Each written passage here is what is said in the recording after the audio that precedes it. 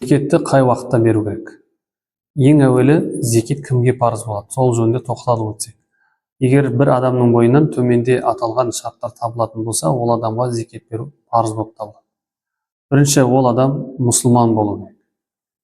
Екінші, ол азат адам болу керек. Үшінші, нисап мөлшеріне жеткен дүние мүлкі болуы қажет. Және төртінші, сол дүние мүлкіне толыққанды иелік етуі қажет. Бесінші, зекет малының өсімді түрде болуы қажет. Алтыншы, негізгі қажеттіліктерінен артық болуы қажет. Жетіншісі, нисапқа толған дүние мүлікке 1 жыл толуы керек. Және соңғысы, қарыз болмау керек. Сонымен қатар, зекеттің орындалуы дұрыс болу үшін тағы да 2 шарт бар. Ол зекет беруге ниет ету керек.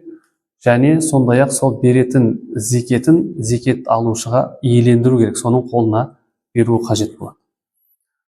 Ал енді сол зекет парыз болған адамға зекетті қай уақытта беру керек деген мәселеге келетін болсақ, жалпы 4 мазхаб ғалымдары зекет қашан парыз болған болса, сол уақытта беруі керек деген. Егер сол зекетті беретін уақытынан ешқандай бір себепсіз кешіктіріп жүретін болса, ол адамға ол күнә болып саналады. Жалпы дінімізде негізінен зекет, ол зекет берушінің емес, зекет алушының ақысы болып табылады.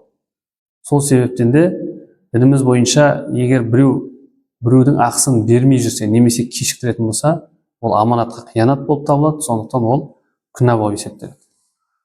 Ал енді осы айтып отырған мәселеге қатысты қандай бір хадис бар дейтін болсақ, Уқба ибн Харис радиаллаху анхудан жеткен хадисте ол кісі бірде пайғамбарымыз Мұхаммед Мұстафа саллаллаху алейхи уассаламмен бірге аср намазы, екінті намазын оқиды.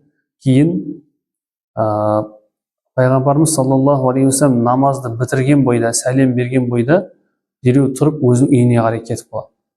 Кейін қайтып оралған кезінде сахабалардың бір таңданып қарап отырғандығын көргесін, оған өзінің кету себебін былай деп түсіндіреді. Менің үйімде белгілі бір мөлшерде алтындар жатқан еді. Сол алтындардың бүгін түнде менің үйімде түнеуін қалаған жоқ. Сол себептен де мен ол алтындарды мұқтаж адамдарға таратып беруге әмір бердім деген. Міне осы хадиске сүйенген біздің ғалымдарымыз, яғни кедейдің ақысы болған зекетті кешіктіру, себепсізден себепсіз кешіктіру, ол күнә болып табылады деген. Ал енді жалпы дініміз ислам негізінен жеңілдікті басты назарда ұстайды. Егер бір себептерге байланысты зекет беретін адамды таппай, немесе басқа бір себептермен зекет беруді кешіктіретін жағдай болып қалып жатса, онда ол күнә болып табылмайды.